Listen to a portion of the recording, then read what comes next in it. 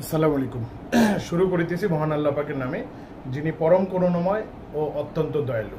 আজকে আমরা আলোচনা করব একটা নতুন টপিক, বিপরীত শব্দ। বিপরীত শব্দটা সহজ টপিক। আমরা ছোটবেলার থেকে খেলতে খেলতে এটার বিপরীতকে ওটার বিপরীতকে পড়তে পড়তে অনেকটাই হয়েছে, কিন্তু প্রতিযোগিতামূলক পরীক্ষায় কিন্তু সহজ বিপরীত টপিকগুলো আসবে না, বিপরীত শব্দগুলো আসবে না। সুতরাং বিপরীত শব্দর টপিকটা সহজ হলো আমার দৃষ্টিতে, আমার উপদেশ থাকবে বা আমার পরামর্শ থাকবে আপনাদের জন্য যে বিপরীত শব্দগুলো যেন একবার দেখেন। আমি দেখেছি মোটামুটি 10টা পর্বে, অর্থাৎ 50টা বিপরীত শব্দ দেখলে এর বাইরে আসে না, আলহামদুলিল্লাহ।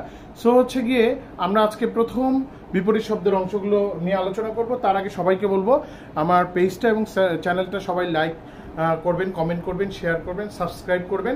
কারণ হলো একটা ভিডিও বানাতে কিন্তু অনেক পরিশ্রম হয়। আপনার উৎসাহ দিলে এই পরিশ্রমটা আর গায়ে লাগবে না, এবং খরচও হয়, এই খরচটাও গায়ে লাগবে না। ঠিক আছে, তাহলে আর কথা না বেরিয়ে আসেন যাই বিপরীত শব্দের প্রথম পর্বে।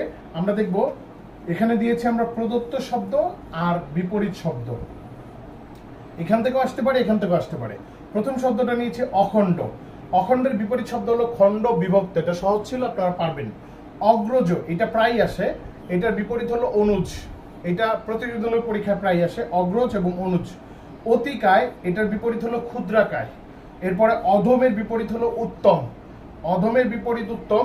বঙ্কিমচন্দ্র চট্টোপাধ্যায় তার কপালকুণ্ডল উপন্যাসে বলেছেন, তুমি অধম তাই বলিয়া আমি উত্তম না হইব কেন, হইব না কেন, হইব না কেন। ঠিক আছে, তো হচ্ছে কপালকুণ্ডলায় উনি বেশ কিছু কালজয়ী ডায়লগ দিয়েছেন, যেমন পথিক তুমি পথ হারাইয়াছ, তুমি অধম তাই বলিয়া আমি উত্তম হইব না কেন, এরকম কিছু কালজয়ী ডায়লগ দিয়েছেন। ঠিক আছে, এরপরে অধিতকা, বিপরীত হলো উপতকা।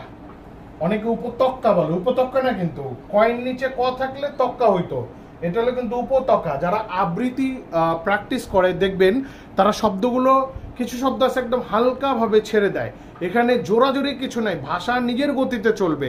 আপনি জোরাজোরি করতে যাবেন না, তাহলে সৌন্দর্য হারিয়ে ফেলবে। ঠিক আছে, সো হচ্ছে উপত্যকা, অধিতকা। ঠিক আছে, তাহলে আসেন আমরা যে 5টা শব্দ আজকে দেখলাম, এই শব্দগুলো দেখেন, প্র্যাকটিস করেন এবং পড়ার টেবিলে রেগুলার থাকেন। 2 থেকে 3 মিনিট বা 5 মিনিটের এই ভিডিওগুলো দেখে আশা করি আপনার উপকার হচ্ছে। সুতরাং আমাদের সাপোর্ট করার জন্য আপনাকে অসংখ্য ধন্যবাদ জানাচ্ছি। দেখা হবে নতুন কোনো ভিডিওতে। ততক্ষণ পর্যন্ত ভালো থাকেন, সুস্থ থাকেন, পড়াশোনার সাথেই থাকেন। আল্লাহ হাফেজ, আসসালামু আলাইকুম।